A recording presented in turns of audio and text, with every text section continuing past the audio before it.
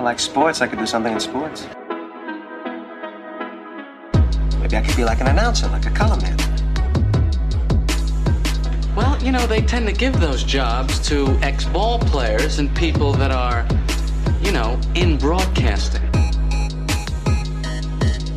Well, that's really not fair. Hey, what's up, guys? The Box and One crew is back for another episode. Today we talk about the Raptors and Nets playoff series, the Toronto Blue Jays, and we'll look back at the UEFA Champions League quarterfinals and probably talk a little bit about the upcoming semifinals this coming week. Before I introduce my colleagues, we would like to thank each and every one of you who subscribed to our podcast and provided us with some valuable feedback. We'd love to keep hearing from you, so please follow us on Instagram and Twitter at BoxandOnePod. So let's introduce a crew. Hey, what's up, guys? This is Ronald Salgado here. And this is Pramit Bose. So, guys, let's start with Raptors and Nets series. Game 1 gets going tomorrow, 3 p.m. Eastern Time. How do you guys see this series played out? How do you think it'll play out? 4 p.m. Yeah, 4 p.m., yeah. Oh, 4 p.m.? Okay, my bad. Well, so just off the top, though, just the time slots that we got are the absolute worst. Like, I don't know how it could have got any worse than this. I understand that there are bigger markets in the league, but come on. Like, it's not until game 4 that we have at least a decent time slot where we're on at 6:30, but like it's 4 o'clock, 1:30, and 1:30. Like, I mean, the defending champions, right? I mean, you're saying no one wants to see them in prime time. Like, I just found it's odd. And a New York market team. I know they're not the Knicks, and they may not have that following that the Knicks or the Lakers would have, but it's still New York. And like you said, Oz, most importantly, we're still the champions. Like, how are we not getting more respect? We finished second. We've run through this bubble 7-1, and they still won't give us respect. But you know what? I love it. I'm going to do whatever I can to watch these games. I might have to record some of them, watch them a little bit later. But this goes back for years, and we've never gotten respect. So the fact that this is still happening, whatever, I love it. We'll win another championship, and we'll still be laughing. Ironically, Nick Nurse was asked about the start times, and he said that in a bubble environment, he prefers early starts. As a fan, I disagree. But he says that when you're in a bubble and you're confined to your hotel room for the most part, sitting around waiting for a game in the evening is very difficult to do. You're antsy. You want to. There's not a lot you can do to keep your mind occupied or anything like that. You don't have your family around. You're stuck in that room for the most part, or whatever areas they're allowed to visit. But at least by having the game earlier in the day, they can get it out of the way. They don't have to wait as long. So it's you can take from Nurse. Yeah, I can see that. And Jaylen Brown recently said something about, some guys just aren't built for sitting around all day and thinking basketball nonstop. You never get out of that basketball mindset. And I guess maybe there is something to it. And I guess Nick Nurse is probably right about that. I know if I was there and I had to wait until 7 o'clock, I'd probably be pacing around all day just waiting for that game. Like I wouldn't know what to do with myself. Yeah, it may not be a bad thing starting off, right? Just get going right from the word go, rather than watching teams and I can see that argument. Yeah.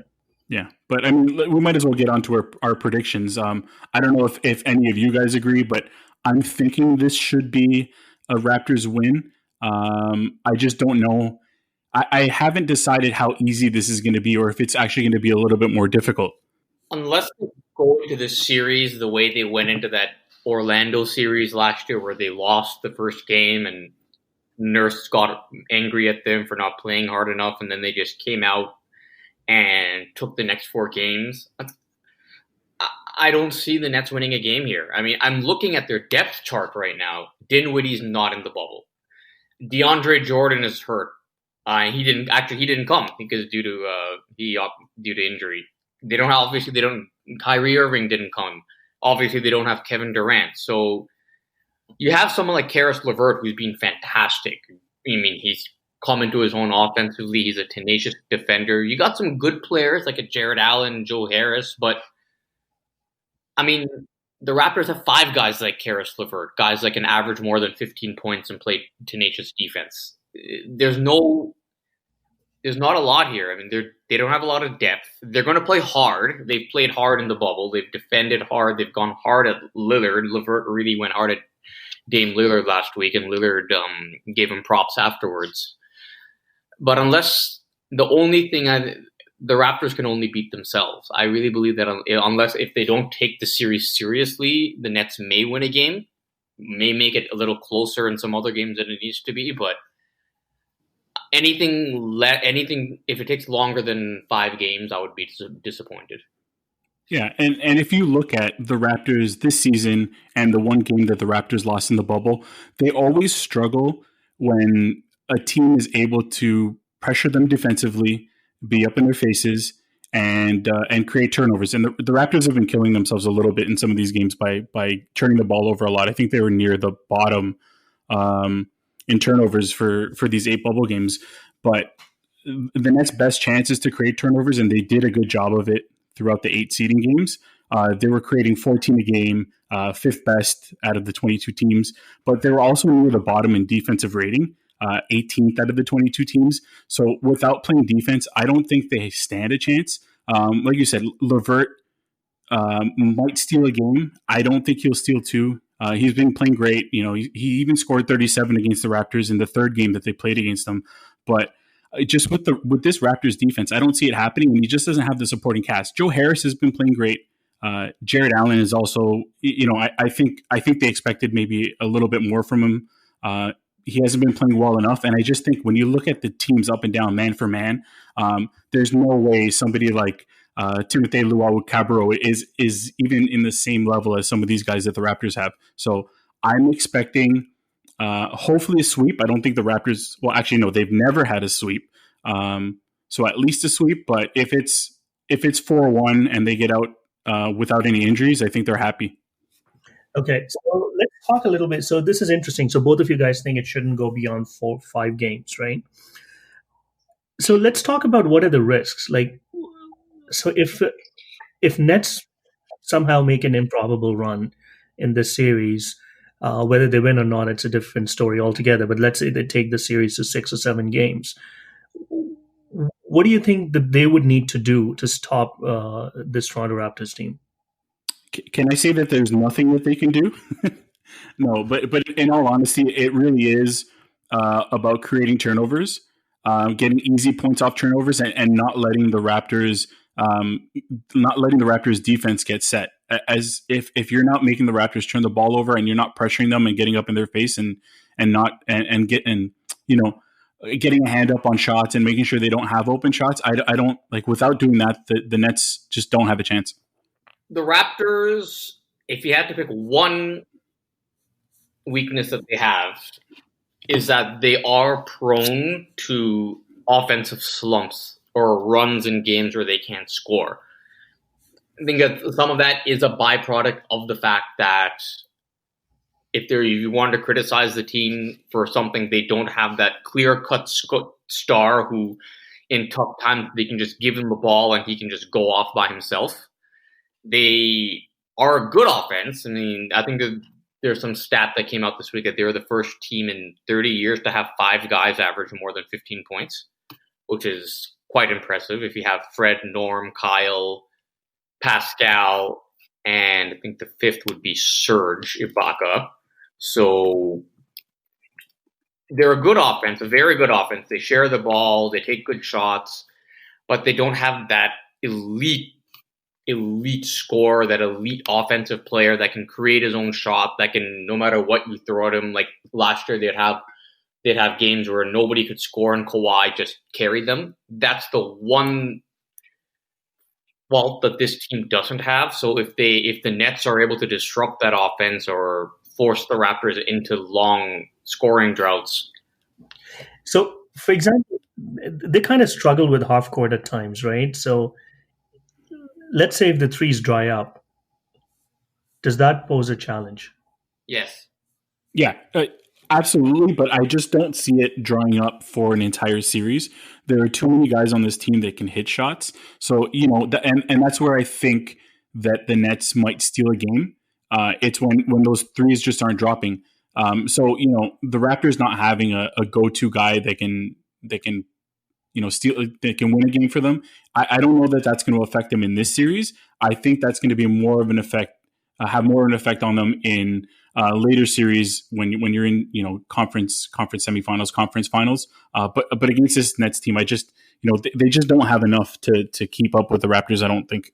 Yep, I would have to agree. A clear talent gap. The Nets aren't. I mean, they have They have an interim coach, so it's interesting. Like, they don't even have their real, the long-term head coach in place. So, I know from what I've heard, Jacques Vaughn has done a great job, and they played very well in the bubble. So that has to be definitely be commended. But I always wonder how players react to that interim coach situation.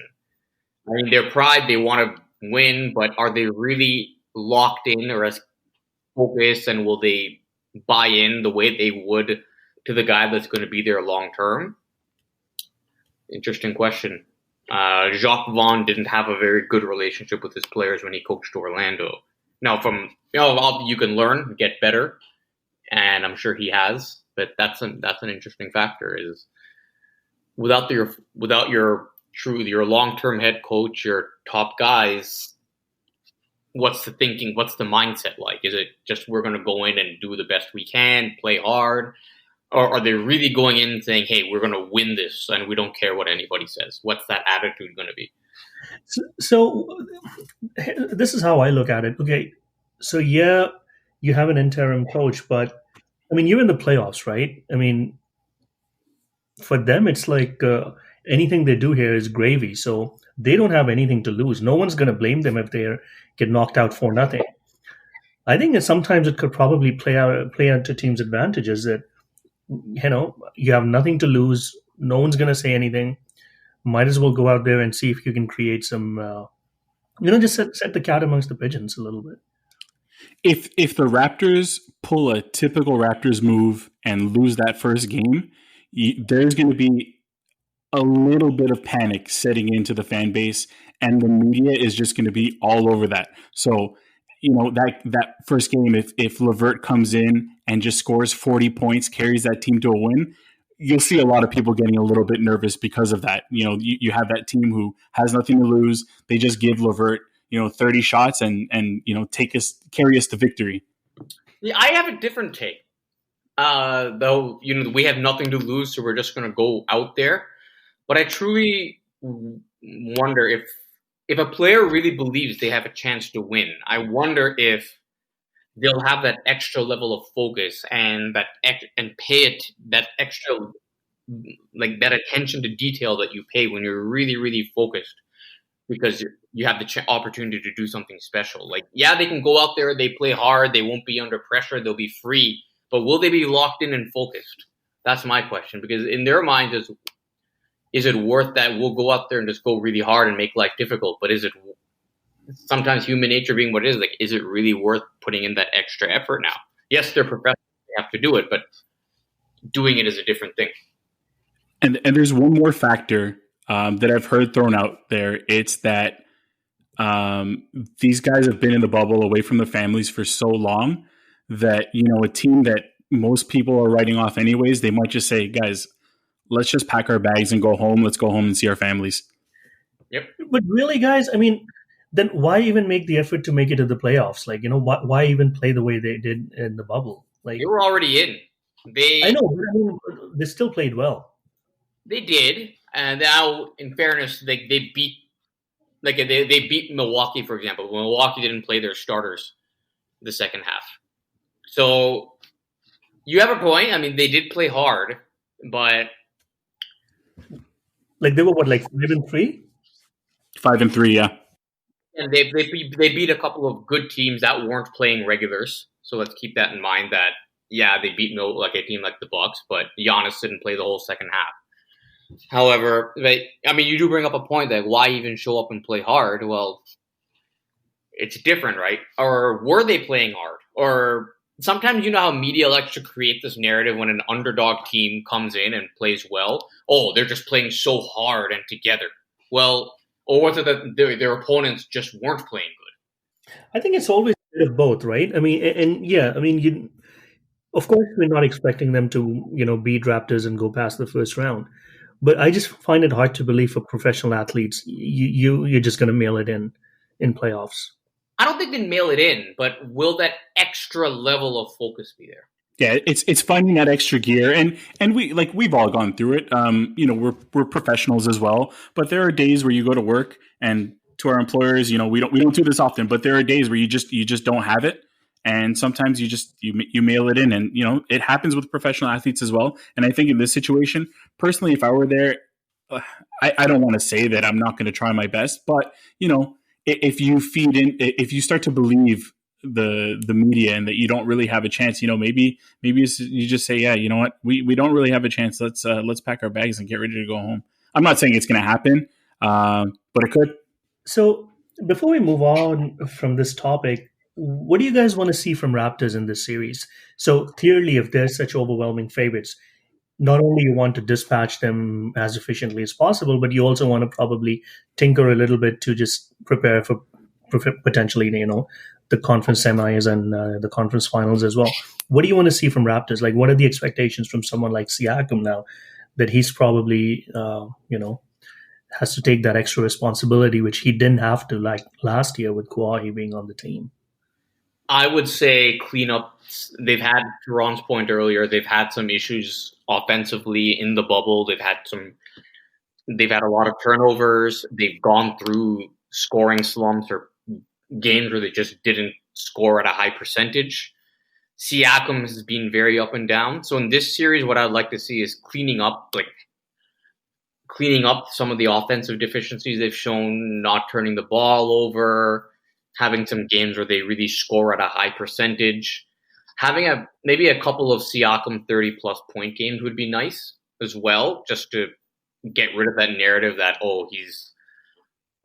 he can't be the guy, or he's not a max player or anything like that. I think he is. So I'd like to see them get rid of that narrative and just go with it and just beat them and do it in a very clean, crisp manner, so to speak. Yeah, and for me, it really comes down to three things. So it's definitely Siakam, getting him going. He like a lot of people have been on him, saying that he hasn't been playing great. So I do agree, but I also see the fact that they're coming off a long layoff. He needs some time to get going, and this would be definitely a good time. This would probably be a good series because you're going to need him in the next round and the rounds after that. So that's the first thing. The second thing is the bench has to get going, and we need everybody firing on all cylinders at the same time. So if you can get the bench going, get something from Norm, find some shooters. If it has to be, I don't know, whoever it is, you just need somebody to come in off the bench and start hitting some shots. And then the final thing is, and I think this is most important, it's getting out of there quickly and getting out of there healthy. You don't want anybody getting banged up. You don't want any important players to have to miss some time in the next series, or even, carry a little knock into the next series where it might slow us down. Good thing for Norm, he did have the last week, he started to have a very good run. I'm just taking a look at some of his numbers here. 14 points against Orlando, 50% shooting. 16 points against Memphis, 50% shooting again. 21 points against Milwaukee, albeit not without Giannis, but everybody else. 53.8% shooting. 17 points against Philly, 50% shooting. And 15 points against Denver, 66.7% shooting. Again, I don't want to make too much of these games because they weren't playing teams at while the Raptors weren't playing teams at full strength, neither were they. I mean, neither was the other team. But the fact that he got a good rhythm going in those games is a good thing. Sometimes just getting into a rhythm, even if you're not fully being guarded the way you normally would, it just gets you that extra level of confidence going into a series. That, okay, I've seen the ball go down. I've scored. Yes, admittedly, I wasn't necessarily going against the team's top defensive scheme or wasn't being guarded as I normally would. However, I got some open shots and they went in, whereas a week ago I had a lot of open shots and they weren't going in. Yeah, and for me, just to kind of finish it off and recap and put a nice bow on everything. It's that Boston game that really stands out in my mind, where we couldn't hit shots. Boston was able to get up on us defensively, bother us a little bit, and I just want to make sure that we can iron everything out in this series to prepare for the eventual game against Boston, who I think we're going to end up playing. Because that game really stands out, and I know they really pounded us. There are things that we need to clean up now before we can be able to beat them. So lastly, what are your predictions? So Pramit, I know you mentioned that you don't see Nets winning a game in this series. So are you going with 4-0? I will go with the Raptors sweep. Very rarely do I predict sweeps, even in series where there is a big talent gap, because it's just very difficult.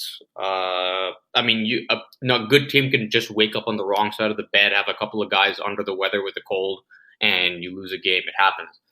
But in this case, assuming both teams are playing at their full capacity, playing at their hardest, playing at their most focused, I think the Raptors are a clear-cut favorite. I mean, I'm looking at Joe Harris is their second best scorer. I mean, he's putting up Norm Powell type numbers, but Norm comes off the bench, and Joe Harris is starting with this lineup. So I think for me, I'd like to see a sweep and just get that monkey off our back of never having swept an opponent before. We've been swept many times. I'd like to sweep somebody. Ron? I would love to sweep somebody, but I don't think it's going to be this series. I say Game 4, Karis LeVert comes out, has himself a game, steals a game for them.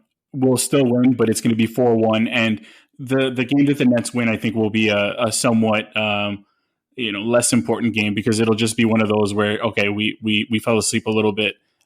We gave them one, but we end the series afterwards. So I'm also going to go with 4-1. I don't think LeVert's going to steal a game for them. I think Raptors going to play one game against themselves. Sounds like the Raptors. Not these Raptors. Not these. It's true. Raptors. Except against Orlando last year. One game, but they after that, I mean, I don't want to say smooth sailing. The game one curse, it kind of ended last year. They won game one of round 2 and they won game 1 of the finals.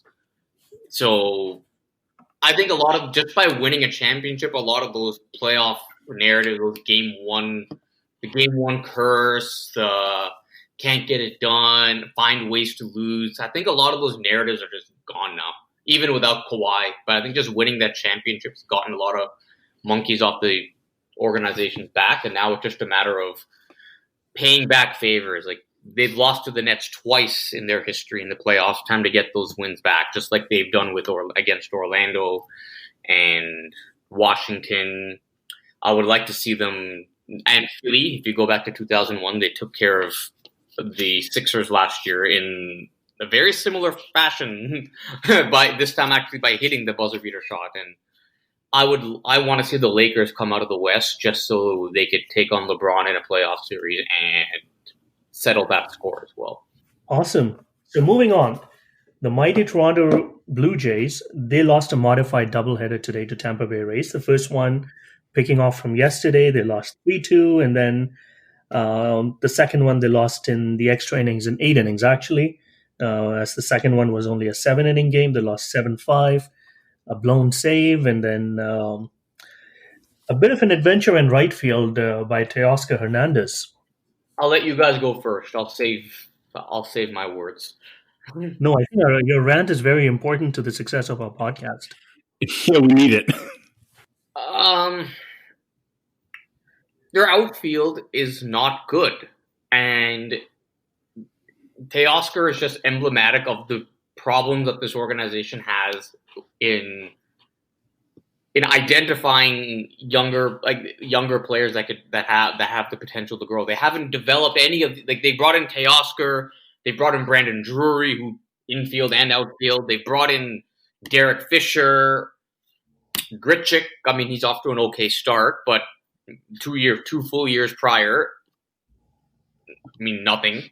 So, or very little. I won't say nothing, very little. So I just have to wonder, like, why do they just keep bringing in these same kinds of outfielders, mediocre outfielders who, yeah, they can hit 20 home runs, but they cannot get on base. The defense is, Grichuk is fine. The rest are questionable. What are they seeing? I mean, I don't. And hitting 20 home runs in this day and age with the funky baseball that they introduced back in 2015, 2016, and this whole launch angle fad, 20 home runs is not the benchmark that it once was, where a player hit 20 home runs and it was like some sort of it's a monumental achievement. No, now it's standard. You're having mediocre players with on base percentages in the 280s, 290s hitting 20 home runs. When you play in AL East ballparks, those are small ballparks. You can hit 20 accidentally. Just occasionally pitchers will throw bad pitches and you'll hit them out. So this is just emblematic of their problem. I'm very, very bullish of their pitching. I really believe that the pitching has been fantastic this year. A lot of their starters that they've turned into relievers, like Anthony Kay and Ryan Barucki, they've done quite well coming out of the pen. Jordan Romano has been a revolution. They've developed that slider over the offseason, and he was a quadruple A guy, a 26, 27-year-old rookie last year, or 26-year-old rookie last year, quad A guy. Now he's turning into a dominant reliever, and you can see that the Cleveland guys, Cleveland in recent years has turned into a factory of turning non-superstar prospect pitchers into really good pitchers. Clevenger and Bieber and Kluber and Carrasco was a late bloomer. They haven't just become good, like serviceable pitchers. They've become dominant, top line, all-star level pitchers, and I really am bullish on the Jays pitching moving forward. But I do question their ability to identify offensive talent and develop it. You have Bo Bichette, but they never wanted to draft Bo Bichette. It was Brian Parker, Anthopoulos's. But to be honest, they did develop him, right? So yeah, I mean, they didn't need to draft him, but they did develop him, and they have developed like their own guys. I mean, if you look at it, Kevin Biggio, he was considered more of a non-prospect to begin with. So the fact that he's made it to the majors, he's a pretty important part of the lineup, even though he's a true outcome guy. But there are a dime a dozen in the league. So at least like they've done some development. I think my challenge with them is similar to what you said about the outfield guys that they've been going after. And I think Andrew Scotton wrote in one of his articles, I think, where he said that it seems like that's Ross Atkins type. So you have a guy who can play corner outfield, has a little bit of a pop, low on base, who can play center field in a pinch. And that's pretty much every outfielder that they've basically gone after in trade market. So Hernandez and Billy McKinney's of the world, or even Randall Grichuk. I mean, although he's more of a center fielder than a corner outfielder, but the offensive profile remains the same.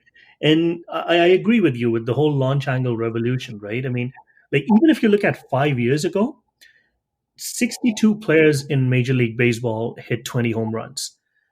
Last year, 120. Mm-hmm.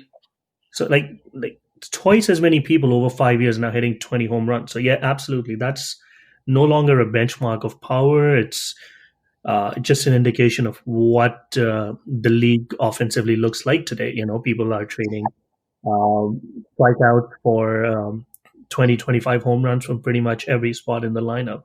So yeah, that's not a big deal. But I mean, to his credit, Hernandez offensively has had a really good start this year, right? Whatever few games they won, he's been an important part of that offense. So do you give him a pass for this one game? No.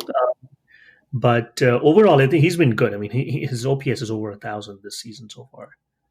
And we can't do sample sizes this season because the whole season is a small sample size. Small sample size, but yes, and he's hit a lot of home runs, so I'm not going to take away from that. I'm looking not just this year, but like Teoscar Hernandez's overall Blue Jays career to date. I mean, he still has a 309 on base percentage.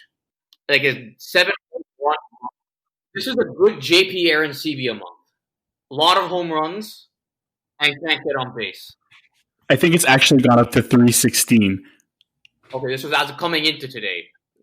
Yeah. So I think my big concern with what I've seen is just it's that filling the gaps, like you guys said, like they haven't been able to find those guys. Sure, you've developed some talent, but it's filling the gaps and being able to find decent bats. When I look up and down the lineup and I look at the averages in there and I look at the on base percentages, like it's not good. And right now the Jays as a team are in the bottom third, hitting 236 of the league, and their on base percentage is seventh worst. It's 701. And actually, these numbers were, I believe, as of a couple of days ago, so that might have slightly changed. But those numbers are awful, and it's tough to watch offensively. Like at one point, they had 14 solo home runs in a row before Bo Bichette finally hit a 3-run home run against Miami. Those numbers aren't good. You need people on base in order to be able to win. And the other thing is, I don't know if you guys heard, but Bo Bichette is actually on the 10-day injury list, and that means he's going to miss 11 games. So that's like, how many games are left? I think they've played like 20 so far, so they have 2/3 of the season left. That's a huge loss for him to be out 11 games. Like that's massive. So yeah, I mean, offense has been a concern, but I still feel like the team has lost a lot of winnable games this season. It's either sometimes the bullpen, a couple of times it's the offense that didn't click. I mean, they're like in the bottom five in WAR. The offense has been pretty they're terrible, but it's been below average for sure. coming into, and this is after this week. I mean, they got to Buffalo this week, and they had a few breakout games, but they're 27th in the league in on base percentage at 301. So now let me the caveat is that, look, they haven't had a home ballpark. They've been on the road for 3 weeks, no routine, they haven't. It's been baseball and offense is a game about rhythm and routine, and they haven't had that. So I don't want to just say just crap all over them and not acknowledge the fact that it has not been an easy season in that regard. They couldn't play in Toronto. They were stuck in a hotel in Washington for a few days after the Phillies players tested positive with COVID. So they've had some challenges, but I mean, a lot of these issues stem from prior years. And even Biggio, yeah, great. He's going to get on base. He's a 3 outcome guy, but in the AL East to compete to win, you need impact offensive star players. You need to go up against guys that can go up against the Stantons and the Aaron Judges and I was going to say Mookie Betts. Boston traded him.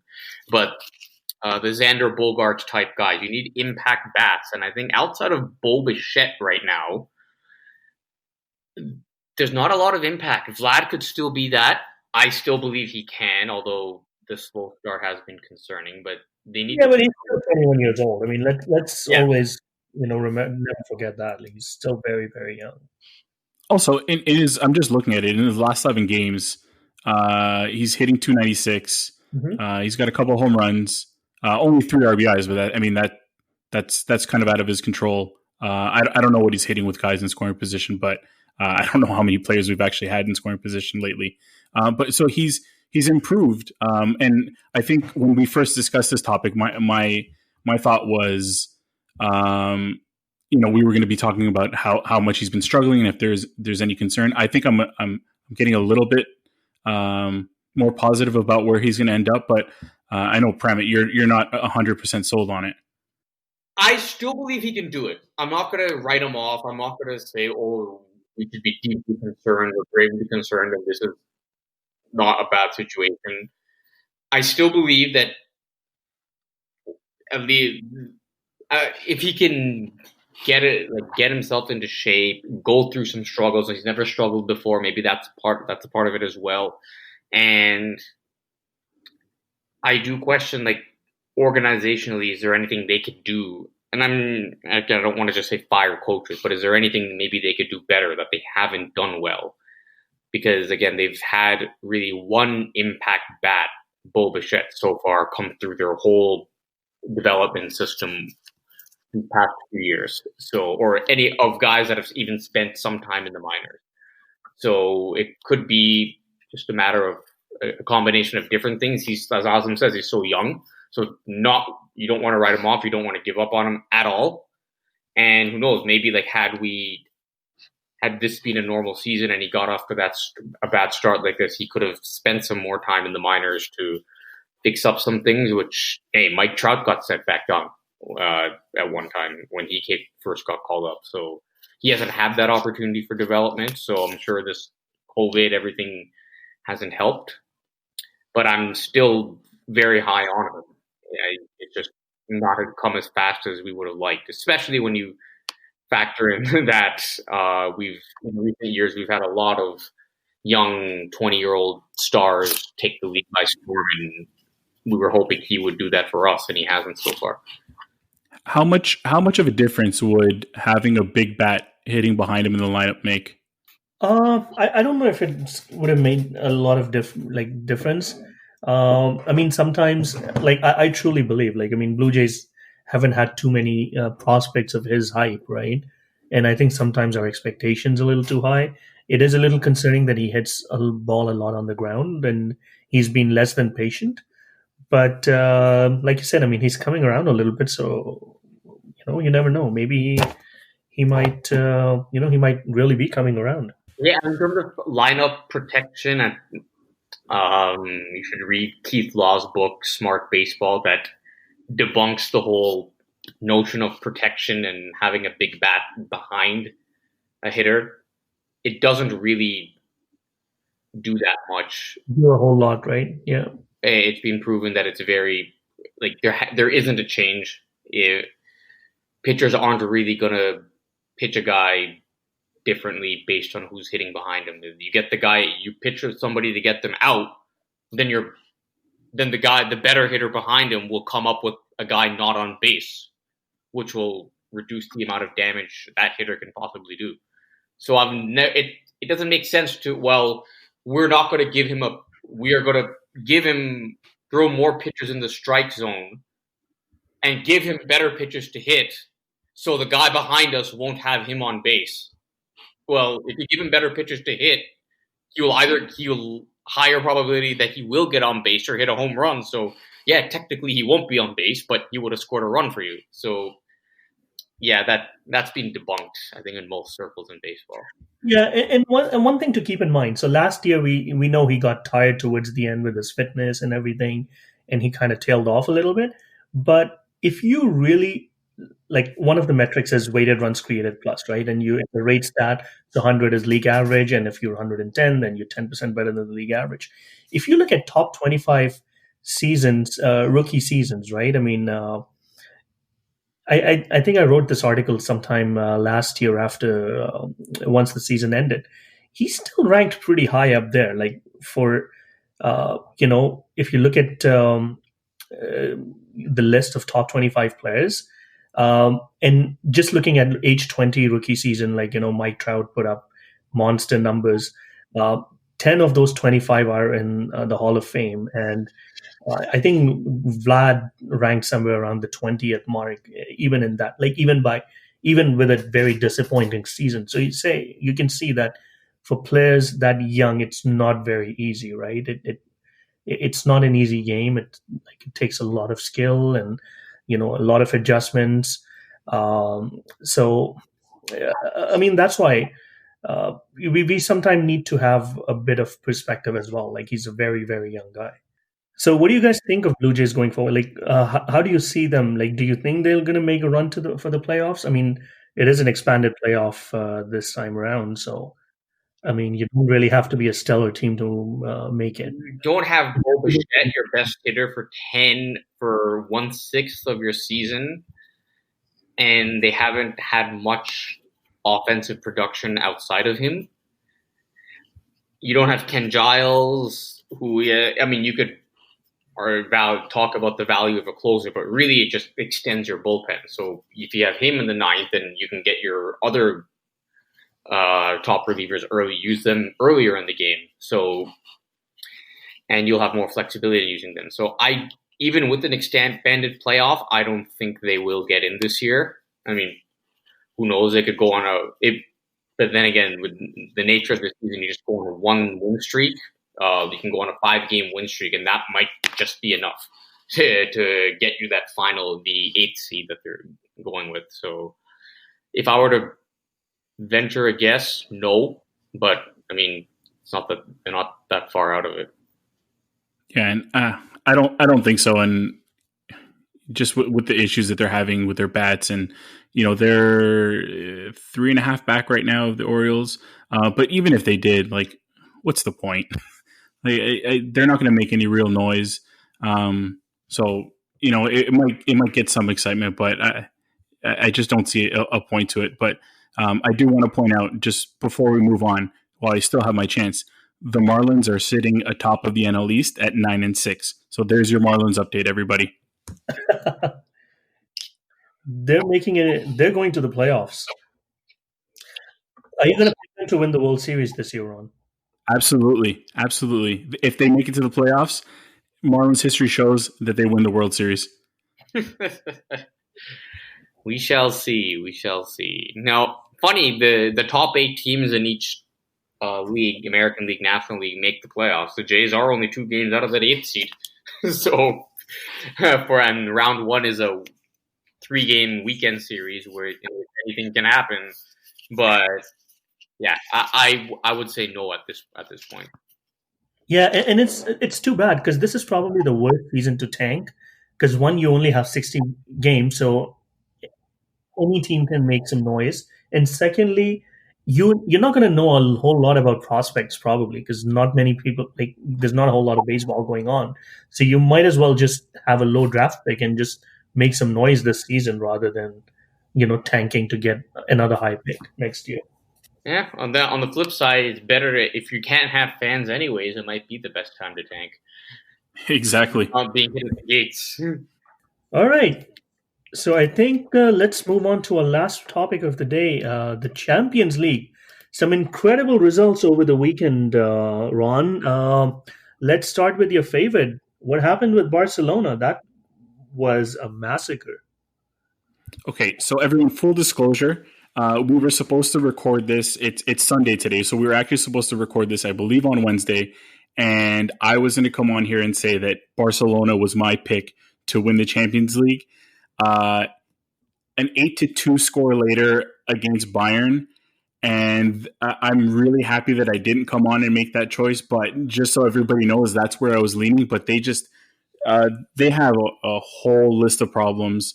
The back line didn't play great, and that the goal that was set up by Alphonso Davies was just it was beautiful.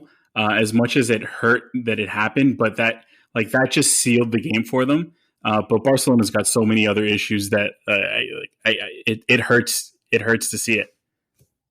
I mean, I always thought that Bayern was probably the best remaining team in the competition, although my heart was with Barcelona. However, I was shocked. Like, I was not expecting that scoreline, right? I mean, when was the last time Barcelona gave up 5 goals? And this we know is not the same Barcelona that we know and love, and but still, like, that defense was just atrocious or just non-existent. Like, and then to top it off, Coutinho scoring the final 2 goals, it just kept getting from bad to worse for them. Yeah, it made it even worse. And, Bayern has done this all season. They've done it in the Bundesliga. They've done it in the Champions League. I think the funniest part about this all is the comments that Arturo Vidal made going into this game, saying that Bayern isn't playing against any Bundesliga competition. They're playing against the greatest club, Barcelona. How he must feel after making that comment and seeing this happen, I can't even imagine. But like my cousin sent a clip of that. He's an Espanyol supporter, so not really too keen on Barcelona. But he sent that in a group that we have, and just like it's just ridiculous to say that going in. You know, you talk about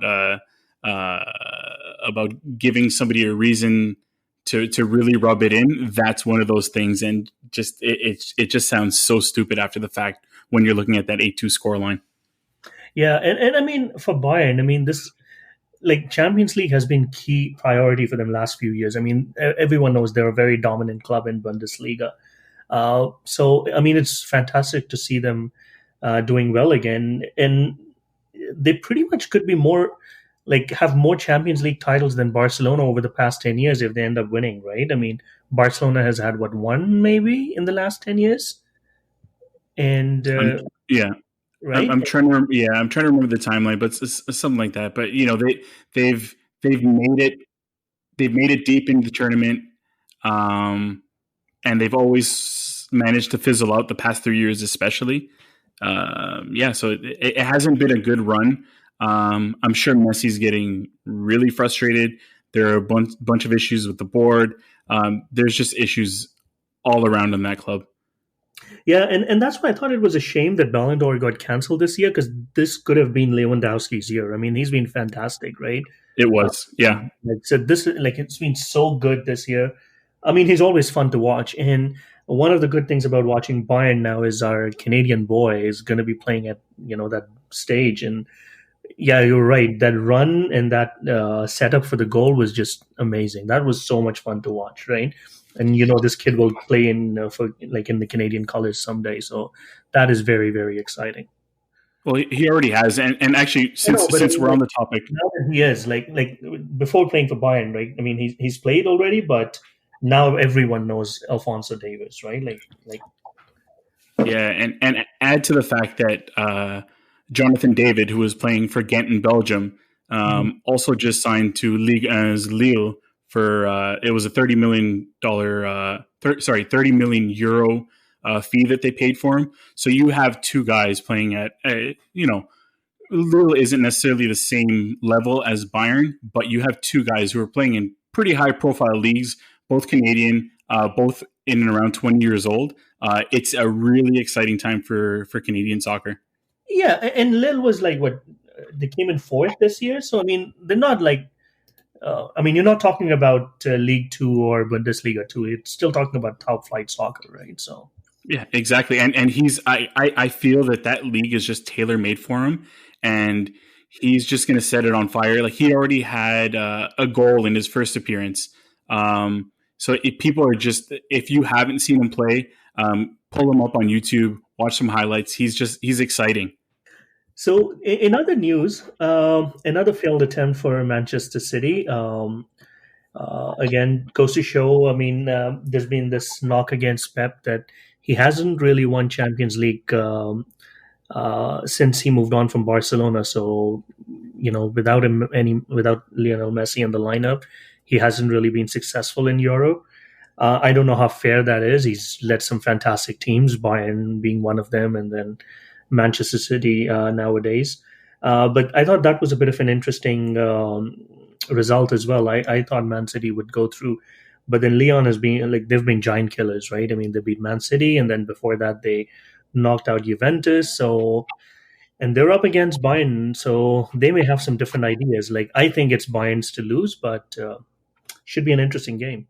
Yeah, I have to agree. It's definitely Bayern's to lose with the way they've been looking. I'll be interested to see that game to see what happens. You're right. Lyon has been giant killers up until this point, but Bayern has just been so far and above everybody else that they'll be in the final and they're winning that final. It's just by how much. Yep, and this could be an all French or an all German final, so it should be a lot of fun. Yeah, definitely. All right. So I think that brings us to the end of our episode. We hope you enjoyed it. Any last word, guys? Wear your masks and go Raptors. That sounds like a good place to end it. Thank you very much for listening, and have yourself a great evening.